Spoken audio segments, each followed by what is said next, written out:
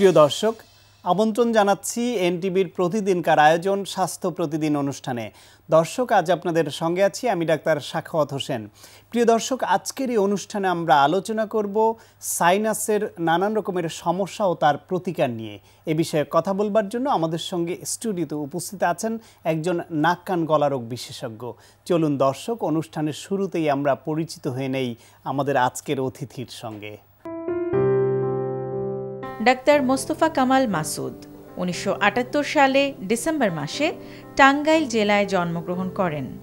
তিনি ২০০৩ সালে Mymensingh medical college থেকে এমবিবিএস ডিগ্রি অর্জন করেন। এরপর তিনি চিকিৎসা বিজ্ঞানে উচ্চতর এফসিপিএস ডিগ্রি লাভ করেন। বর্তমানে তিনি শহীদ তাজউদ্দিন আহমেদ মেডিকেল কলেজ এর ইএনটি বিভাগের সহকারী অধ্যাপক হিসেবে কর্মরত আছেন। আপনাকে আমন্ত্রণ জানাচ্ছি আমাদের অনুষ্ঠানে। আপনাকে ধন্যবাদ। এই যে সাইনাসের সমস্যা নিয়ে কথা বলছিলাম, আমাদের দর্শকরা বোধ করি অনেকেই একটা শব্দের সঙ্গে পরিচিত, সাইনোসাইটিস। এটা খুব কমনলি বহুল ব্যবহৃত একটি শব্দ। তো সেই জন্য একটু জানতে চাইব, সাইনোসাইটিস মানে সাইনাসের সঙ্গে সম্পর্কযুক্ত, যেটি আমাদের আলোচনার বিষয়। সাইনাস জিনিসটা কি এবং এটা আমাদের কি উপকারে আসে, কি কাজ করে? আচ্ছা, আপনাকে ধন্যবাদ। সাইনাসটা হলো নাকের দুই পাশে আমাদের যে ফেসের কিছু বোনস থাকে, বোনসের ভিতরে এক ধরনের কোঠরি থাকে গর্তের মতো। এখানে সাইনাসে নর্মালি এখানে বাতাস থাকে। হ্যাঁ, এখানে এই সাইনাসের কাজটা হলো ভেন্টিলেশনে সাহায্য করা। এবং সাইনাসের ভিতরে কিছু মিকোসা থাকে, ওখান থেকে কিছু সিক্রেশন হয়, পানির মতো জমে, সেগুলা বের হয়ে আসে নাক দিয়ে। তো সাইনাস, নর্মাল সাইনাসের কাজ হলো আমাদের মাথা বা হেড রিজনটাকে এটা মানে হালকা অনুভব করার জন্য বাতাস চলাচল করবে, সহযোগিতা করে। এবং আমরা যে কথা বলি এটা যে রেজোনেন্স সাহায্য করে। এবং আপনি বলছিলেন নাকের দুই পাশে, এর বাইরে আমাদের কপালে চোখের উপরের হাড়েরও থাকতে পারে। হ্যাঁ, নাকের দুই পাশে এবং নাকের উপরে কপালের দুই পাশে ফ্রন্টাল সাইনাস। এই সাইনাসে কমনলি কি ধরনের সমস্যা হয়? সাইনাসে আসলে কমন সমস্যা হচ্ছে সাইনোসাইটিস।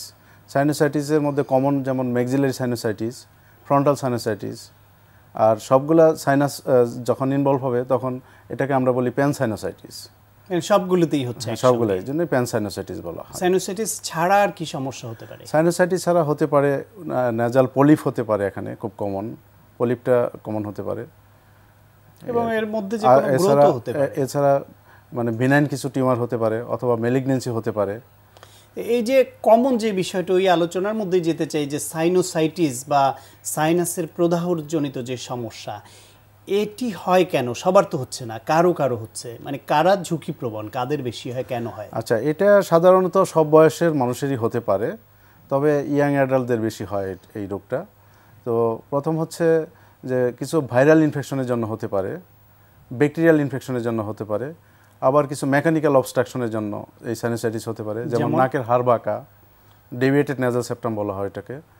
তারপরে হাইপারট্রফি ইনফেরিয়র টার্মিনেট, বা বাংলায় বলা হয়, আমাদের অনেক রোগীরা বলে থাকে যে মাংস বৃদ্ধি হয়েছে, এটার জন্য হতে পারে। হ্যাঁ, নেজাল এই ব্লকেজের জন্য, মানে ডিউ টু অবস্ট্রাকশন, যখন ম্যাক্সিলারি সাইনাস বা যে কোনো সাইনাস যদি ড্রেনেজটা ঠিকমতো না হতে পারে তখন এই রোগটা হতে পারে আর কি। সর্দিজনিত সমস্যার সঙ্গে বা এই যে অ্যালার্জি, এর সঙ্গে কি এই সাইনোসাইটিসের বা এই সাইনাসের এই প্রদাহজনিত সমস্যার কোনো সম্পর্ক আছে? হ্যাঁ, অবশ্যই। এটা একটা ভালো কোশ্চেন করছেন আপনি।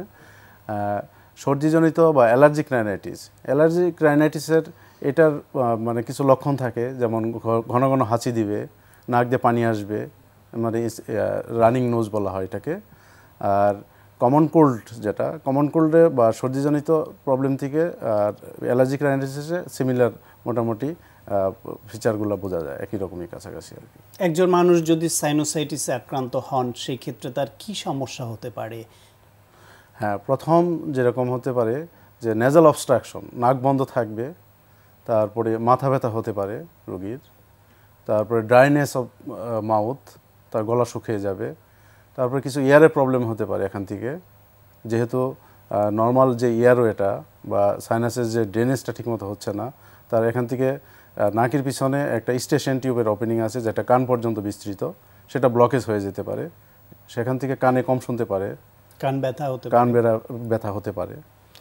তো এই যে সাইনোসাইটিসের সমস্যা যা বলছেন তার মধ্যে খুব কমন হচ্ছে মাথা ব্যথা এবং এই সমস্যাটা নিয়ে অনেকে ভুগেন। সে কারণে কারো মাথা ব্যথা হলে কমন যেই কয়টা জিনিস তারা চিন্তা করেন যে আমার কি সাইনোসাইটিসের সমস্যা হলো কিনা, অথবা আমার মাইগ্রেন হলো কিনা, অথবা ব্রেনের কোনো সমস্যা, টেনশন, হেডেক, এইসব বলেন। তো এই অন্যান্য মাথা ব্যথা থেকে সাইনোসাইটিসের কারণে মাথা ব্যথা কিনা এটাকে বোঝার উপায় কি, আলাদা করেন কি করে? আচ্ছা, সাইনোসাইটিসের যে মাথা ব্যথাটা এটা দিনের একটা সময় হবে, হয়তো বিকেলের দিকে বেশি হতে পারে, আবার আর্লি মর্নিং সকালবেলা যখন এটা ফ্রন্টাল সাইনোসাইটিসের জন্য এই ব্যথাটা বেশি হবে। আর টেনশন হেডেকটা এটা থাকবে যে একটা নির্দিষ্ট দিনের যে কোনো সময় হতে পারে, এটা দিনের মানে সকাল বা বিকালে এরকম কোনো ভেরিয়েশন নাই।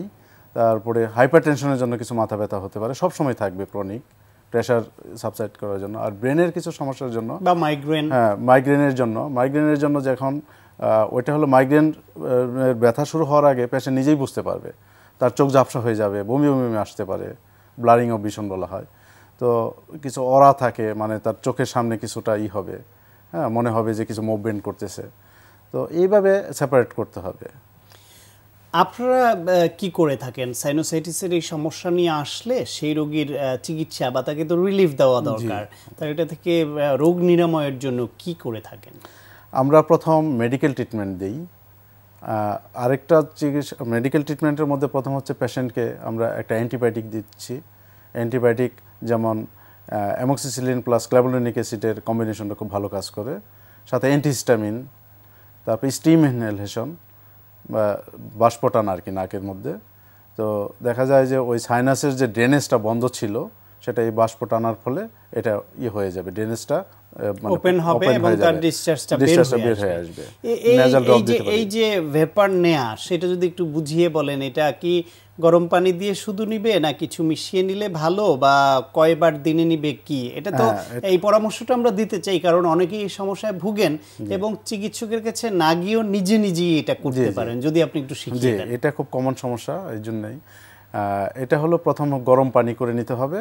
তারপরে ম্যানথল এক ধরনের দানা ওষুধ পাওয়া যায়, ডিসপেন্সারিতে কিনতে পাওয়া যায়, নিজেরাই কিনতে যে কোনো দোকানে পাওয়া যাবে, এটা বাংলাদেশের যে কোনো জায়গায়।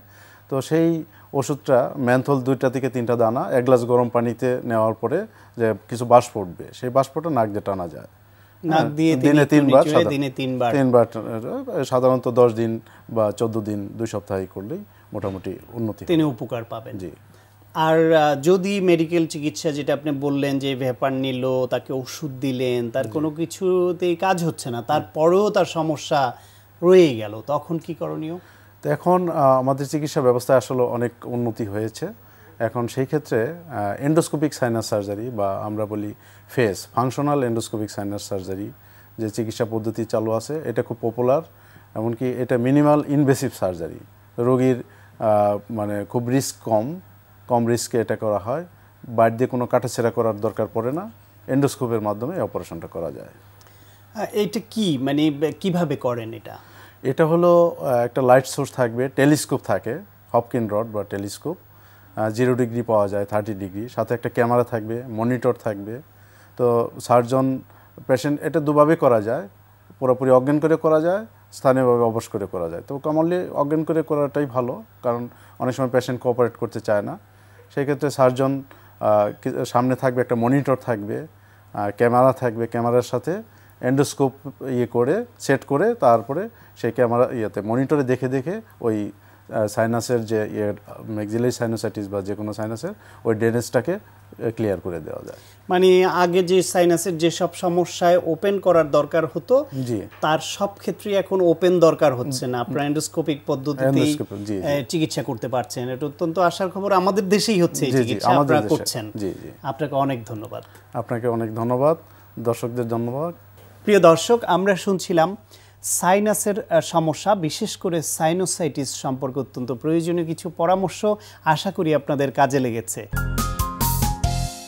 আজকে আমরা দেখাবো শোল্ডার এবং ডেস্ক এটাকে করার জন্য, ফোকাস করার জন্য যে একটা মুভমেন্ট। এর আগে আমরা অনেক ধরনের এক্সারসাইজ আমরা দেখেছিলাম। এটা ভেরিয়েশন হচ্ছে ফ্রন্ট রেজ, কিন্তু ফ্রন্ট রেজটা আমরা আগে দেখেছিলাম হচ্ছে স্ট্যান্ডিং ভার্সনে, এখন আমরা দেখাবো হচ্ছে বেন্ট ওভার ভার্সনে। বেন্ট ওভার ভার্সনে আমরা সাইড ডেসগুলো দেখেছিলাম ডাম্বেল দিয়ে, এটা আমরা দেখাবো বারবেল দিয়ে। এটা আপনারা ভেরিয়েশনের জন্য ডাম্বেল দিয়ে করতে পারেন, কিন্তু ইনিশিয়ালি আমি ডাম্বেল দিয়ে করতে মানা করবো। রিজনটা হচ্ছে বেন্ট ওভার এটা ভেরিয়েশনটা একটু ডিফিকাল্ট। আপনি যদি ডাম্বেল দিয়ে করতে সামনের দিকে দেখা যাবে যে দুই হাত সমানভাবে উঠবে না। এতে হবে কি একটা শোল্ডার থেকে একটা শোল্ডার তাড়াতাড়ি হয়ে যাবে, ডেভেলপ হচ্ছে, বডি এটা ঠিক থাকবে। আপনি যদি কিন্তু বারবেল দিয়ে যদি করলে ওই ধরনের সমস্যা হবে না, দুটো শোল্ডারই একইভাবে অ্যালাইনমেন্টলি ভাবে জিনিসটা ডেভেলপ হবে। এখন দেখেন যে কীভাবে আমরা জিনিসটা করব। ওকে, রেডি? ওকে, বেন্ট ওভার পজিশনে থাকবেন।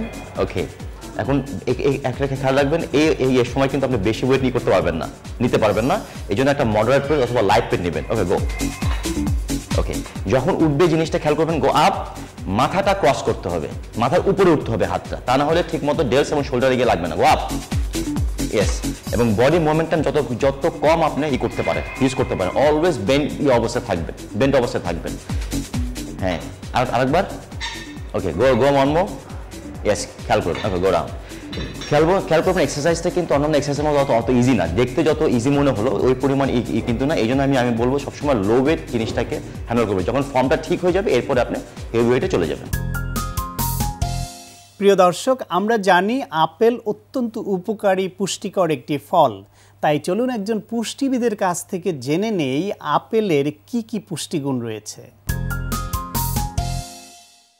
আপেল একটি দৃষ্টিনন্দন এবং আমাদের দেশে খুব পরিচিত একটি ফল, যে ফলটি বাচ্চা থেকে শুরু করে বড়রা সবাই খুব পছন্দ করে।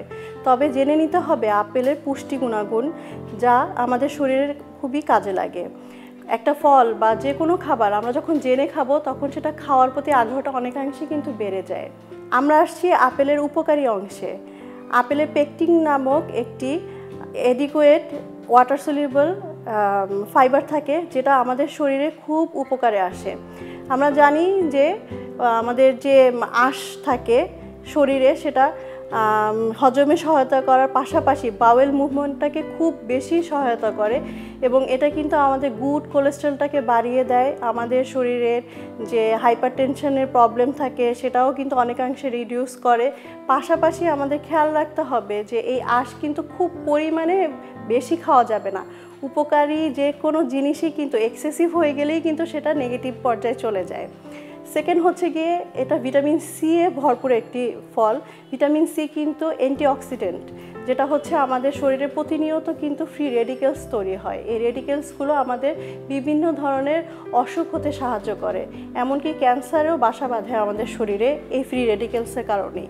তো আপেলে যে ভিটামিন সিটা থাকে সেটা হচ্ছে আমাদের এই ফ্রি রেডিকেলসটা দূর করে আমাদেরকে সতেজ এবং সুস্থ থাকতে সাহায্য করে।